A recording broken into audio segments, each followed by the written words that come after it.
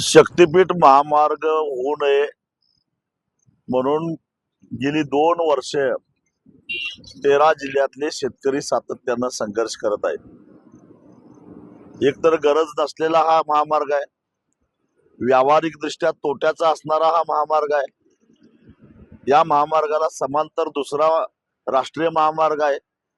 तरी सुद्धा केवळ या महामार्गाच्या बांधणीतून 50-60 हजार कोटी रुपये पैसे काढता यावेत या उद्देशानंच सरकार जबरदस्तीनं शेतकऱ्यांचा विरोध असताना हा महामार्ग रेटू पाहतंय.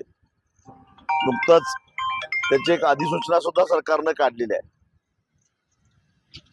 विधिमंडळाचं पावसाळी अधिवेशन चालू आहे. या अधिवेशनामध्ये विधानसभेत किंवा विधान परिषदेमध्ये याच्यावर चर्चा सुद्धा होऊन द्यायची नाही.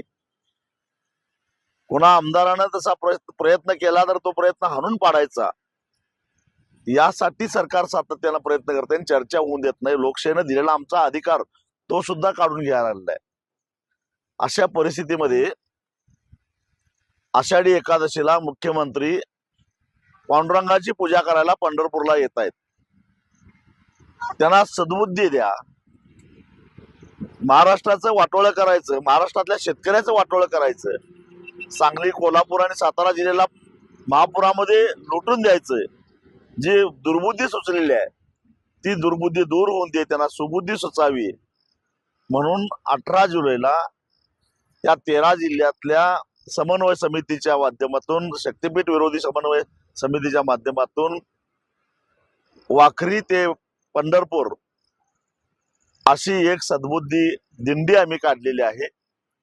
आणि 18 तारखेला सकाळी 11 वाजता या ठिकाणी वाखरीला जमून ही दिंडी पंढरपूरच्या दिशेला जाणार आहे.